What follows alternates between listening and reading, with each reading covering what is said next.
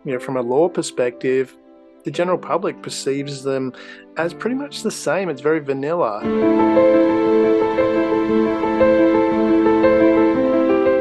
G'day, I'm Peter Anthony from NextGenX Professional for Lawyers, joined today by Damien Andrews. How are you, Damien? I'm doing very well, Peter, and I'm very excited to talk about our topic today for being commoditisation of services and how, from a law perspective, the general public perceives them as pretty much the same. It's very vanilla.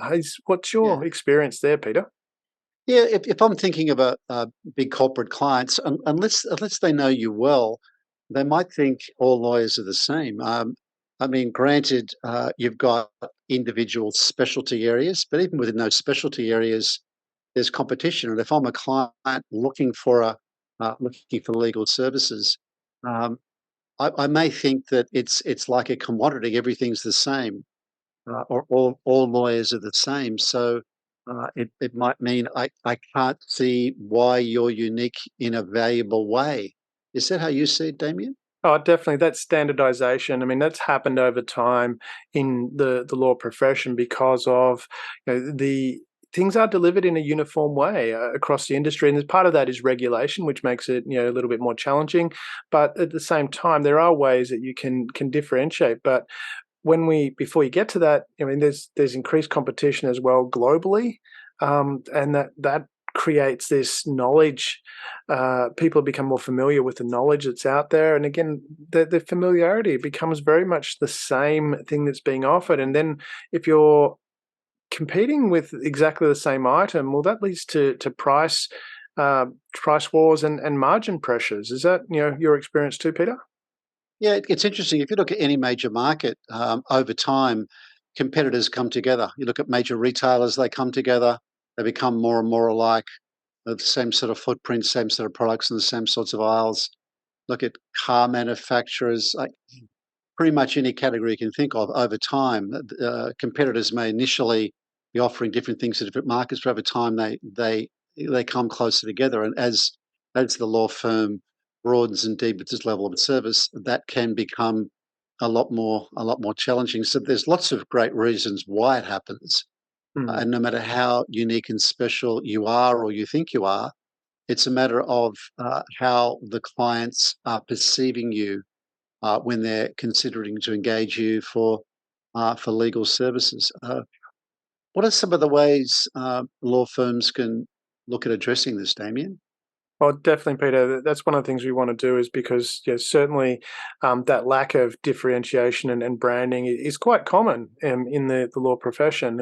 Yes, there are different logos, and firm names, obviously, but that's not really differentiating. Again, it's a law firm, but what you can do is shift to a value-based proposition. Is understand what are the key values, what do you strive for, what's the broader impact that you're trying to make through those services. And that's not something that's generally seen up front in the law profession, but when you actually break that down and show that value proposition, be very clear about the clients that you're marketing to, you can create that value proposition in a way where you are value-based selling, and that's one way of creating that differentiation. And the other one is niche specialization as well, which comes back to that identifying what are the key clients you want to chase after. And when you niche that way, you become more specialized, and you become the go-to firm for those people, and that really makes a big difference. What other things do you look at, Peter, as to how to solve that problem? But the firms that I've seen do it the best, Damien, are the firms that, from the client's perspective, they demonstrate a unique understanding of their needs, their industry, or their environment. Because even though uh, on one perspective, you could say, well, you're applying the same law to the same set of circumstances or facts. So you think, well, that's all the same from a client's perspective. But each client's brief, each client's issues are unique in their own way. And it's your ability as a firm to both uniquely understand the client, understand the brief, and demonstrate that unique understanding. That's what will set you apart. That's what's going to set up preference from the clients. And it's a preference the clients are willing to pay for Um, Damien, if people are interested in finding out more about Next Gen X Professional for lawyers, where should they go? Well, definitely reach out to us because we'd love to have a chat and understand the issues that you're having in more depth. Because there's not a one size fits all solution. Today's marketplace is very complex.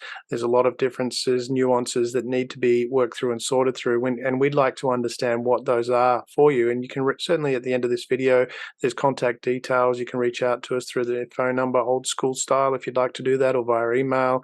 Or through the website. We'd love to hear from you and understand your problems and how we can actually help solve them and keep you competitive in today's market. Absolutely. We'll see you next time.